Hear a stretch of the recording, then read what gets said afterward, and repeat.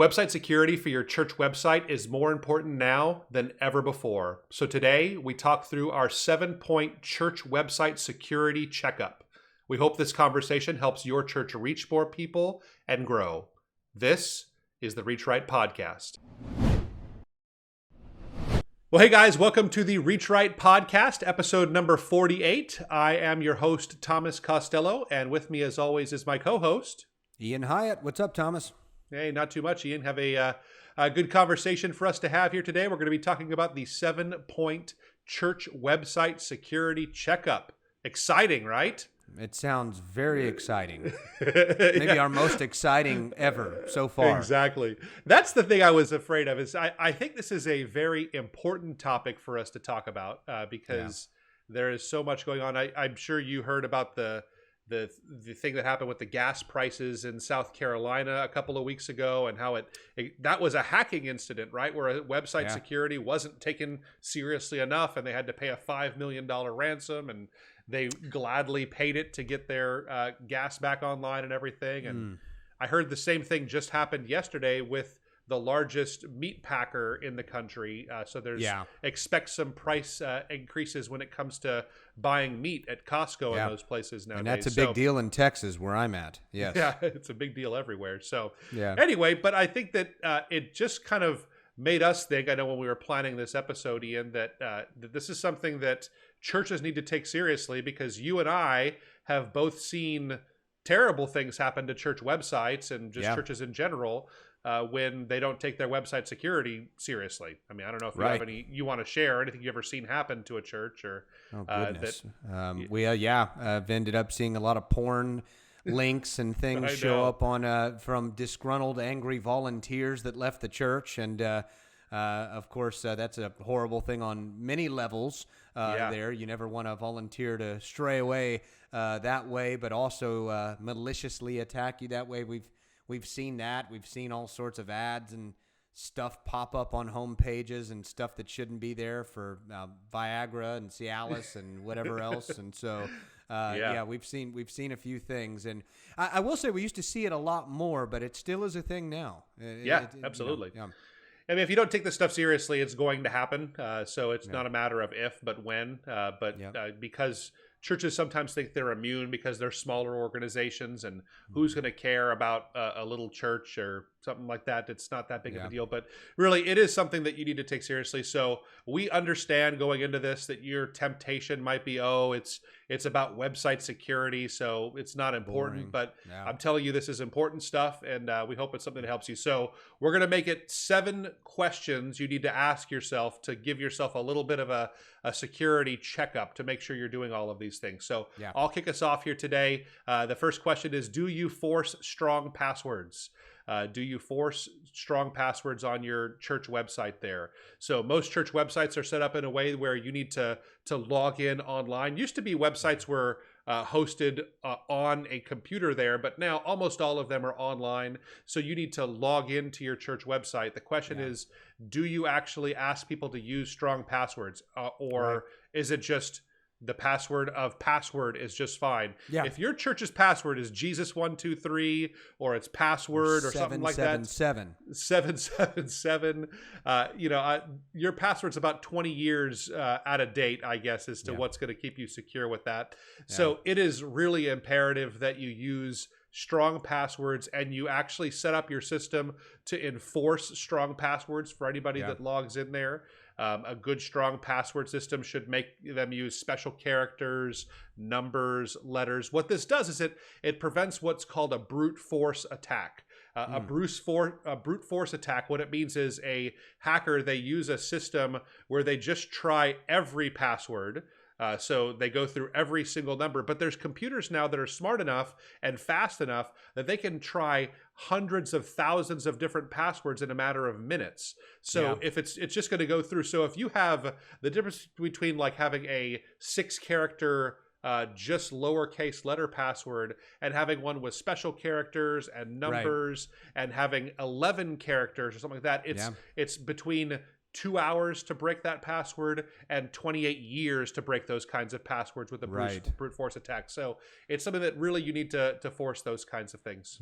Yeah, you've already made the podcast more exciting by using the word brute force. Brute force so attack. that even though we don't want to be the victim of that, but no, I think it's funny. I think that it reminded me, there's been some instances where when we start serving a church, and we of course have their trust and we operate with integrity, there's been times where they'd given someone on our support team access to get into the back end of their website. And I remember not too long ago when one of our team members had shared, yeah, this church's password was Jesus777, or it was just password 1, or something like that. And we were like, okay, well, so that we made a good, strong recommendation for them to change that after we were done. Yeah, it's a good idea. That's it. Hit the second one for us. I'll take the second one. So, do you remove access from people that don't need it anymore? So do you have past that example I used at the beginning? We were joking about it. Did you have a church volunteer, or maybe it was someone who was on staff who's no longer at the church, just someone who's not involved with your website anymore, updating it? Don't think you're being mean from removing them from having access. It's just a security step that you're taking, just to make sure everything moves on. We've seen this come back to bite churches over the years, specifically not just with security, but with like a domain name. If a volunteer registered for a domain name, a church website address, and they ended up, leaving the church, but it's under their name. I've heard pastors and other clients of ours say, well, that person's not getting back to us to give us the domain name settings. Well, no, they're not, because now they're gone and they're disgruntled or whatever. And so same thing here. If someone's moved on, or they just don't have a part to play in your website anymore, you don't want them having access. I think it's a pretty simple thing. Yeah, it's not a mean thing. I remember when I resigned from the church I was pastoring last, and a few months later, it took them to remove me from all of the sites that I had access to and those kinds of things. It's a little bit weird when I run a web development company that does the site still, so it was kind of strange. But it's one of those things that it felt a little bit weird. Like when you get removed from that, it's kind of like an end of an era type thing. But it's nothing personal. Obviously, it's just, really think of it this way: it's not that you even suspect that they will do something that they shouldn't be doing with that information. It's more just the more people that have access, the more people that could be hacked, and just the more you can reduce that, and there's fewer passwords and usernames out there, the less opportunity for that to happen that you'll have with that. So good idea to remove access from those that don't need it. Number 3 is the question is your site SSL secured?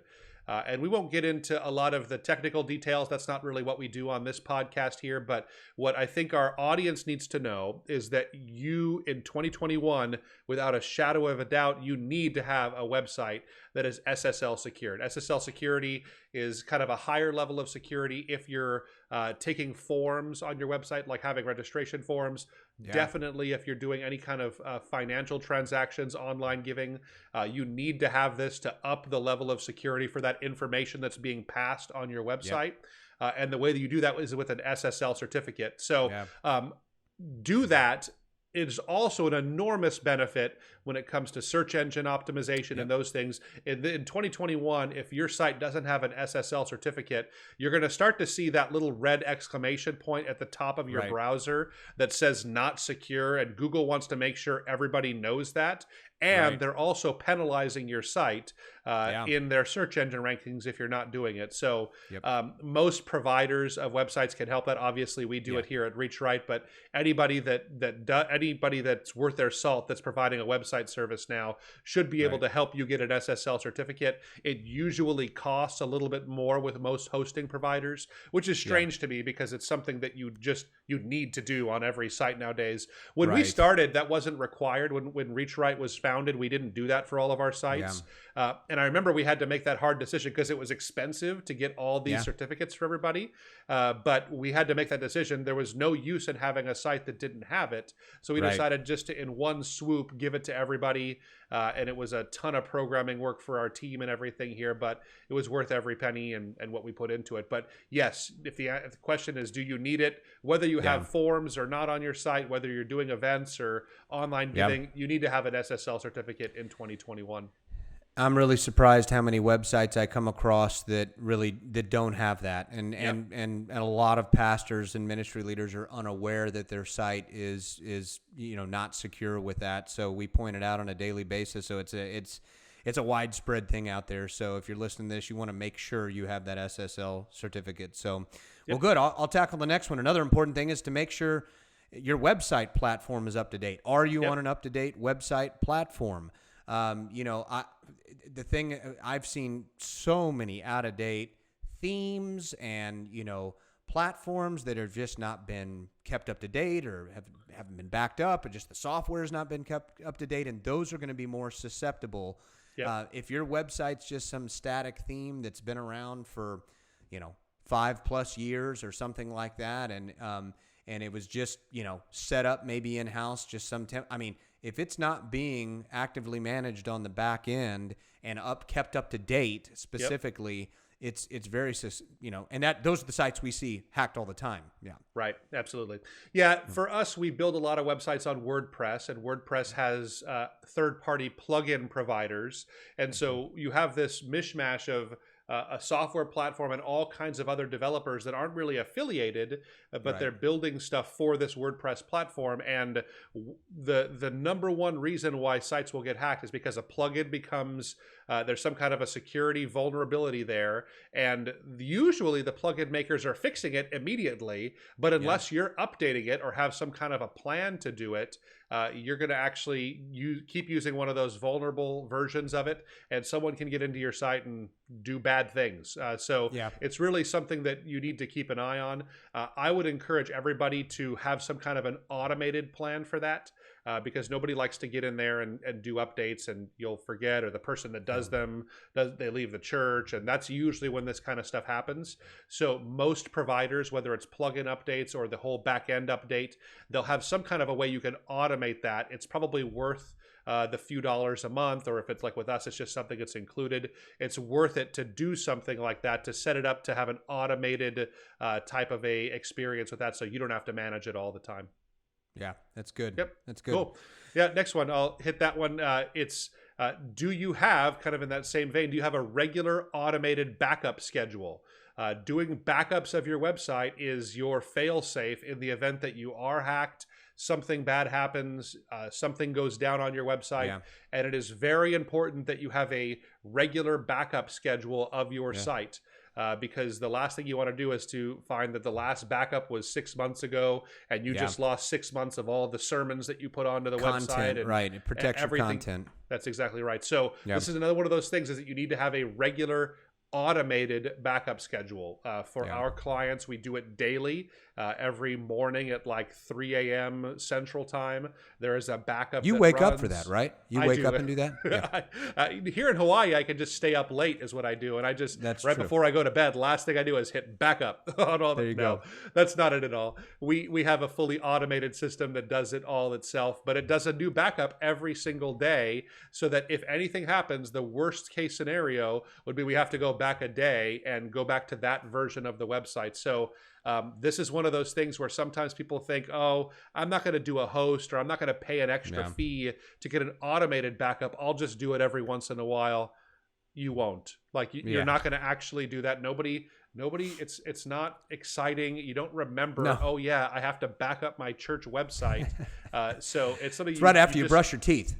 Yeah, exactly. No, nobody's going to do that regularly. So it's worth it to pay the service, or maybe pay a host that costs a little bit more to get that done, just for your own peace of mind with those kinds of things. No, that's good. I'll tackle the next one, which is, do you use software to block malicious logins? You surprised me. I know you look at a lot of this stuff, but I couldn't believe when you shared that we, over the last 5 years, have seen over 1.1 million malicious login attempts into the ReachRight website. I was blown away by that. So it is a very real thing. So that's crazy.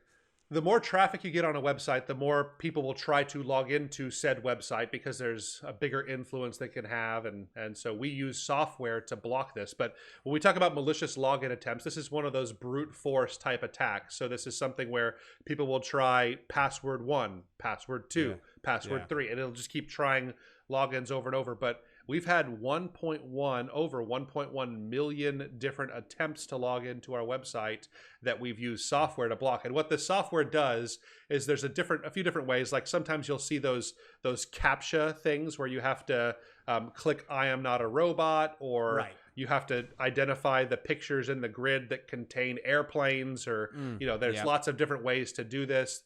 Everybody hates those ones where you have to look at that weird spelled out word and you can't tell if that's an I or if it's a 1, or you're trying to figure out what these are. So everybody doesn't want to use those. The easiest ones now are the "I am not a robot" button. There's some that do it without even having anything on the screen when somebody logs in. It just knows by your mouse movements whether it seems like you're automated or not. But there's all kinds of ways to do it. The fact is, you can't create these systems that do that stuff to check this or stop those things. So get some kind of a system that does that. For malicious spam and those things, we use one called Akismet. On WordPress, we use another one called Jetpack, which has a malicious login attempt blocker that helps sites prevent, if there's lots and lots of attempts to log in, it'll automatically time those out and make it stop there. So use some software. Both of those I just mentioned are free for churches. So it makes sense to use that kind of stuff. That's helpful. Cool. I'll wrap us up with the last one is, do you allow file uploads? And if you do, consider not allowing file uploads anymore. I think if at all possible, you would like to not have file uploads on your site, because that's the way people can put things onto your website server, and they can wreak havoc when they do those kinds of things. So if you do need to allow file uploads, let's say for a church that you need to have registration forms for events where they need to have a signature, and for some reason you want it to be a paper form that they upload, make sure you have software that prevents people from uploading just about any kind of file that they could want. So usually if there's a file upload, you can say only these types of files. You don't want anybody to be able to upload executable files, but a PDF is usually okay. A JPEG, those kinds of things are fine. Like, so for us, for instance, at ReachRight, we have places on our site where people can upload their logos, for instance, when they're having us do a new site for them and they want to send their current logo, they can upload that. We're very specific on the kinds of file types they can upload the logo in, because we don't want any type of file, because the moment you do that, you open yourself up to all kinds of hacking attacks and those kinds of things there. So I would strongly encourage any church listening to this to not have file uploads. Just don't do that at all. The way you get around that is you can use form systems that have signature options and those kinds of things. The form system we use is called Gravity Forms. People can actually sign off on there, and it can be a legally binding signature right in the form there. And there's nothing stopping churches from using that for parental consents and those kinds of things. But anything to add to that, Ian? No, and I think I can't think of many reasons why a church would need to allow file uploads anyway. I think these days there was a time in the past where churches were relying upon their website for all of those things, or maybe password protected areas and those things for file uploads and those things, but it's really not even necessary. But I think there's still going to be a handful of churches out there that do it, so I think it's helpful for them to know. Yep, that's it. Oh, good. So it's easy. That's painless. 7 quick questions. Take a look at the questions and protect yourself from brute force attempts. That's the thing, is that you want to make sure that this is terrible stuff when you if you don't do this and you do get hacked. And we are telling you, having firsthand experience and helping churches and fixing these problems for them because they didn't take this stuff seriously. I don't want your site to be turned into a porn site. And so that's why we do this for you, just to help with that. So we hope this has been helpful to you. If it has, it would mean a lot to us if you would rate, review, subscribe, comment, and let your friends know about this podcast. Thank you so much for being a part of the ReachRight family, and we'll catch you guys next week. See you.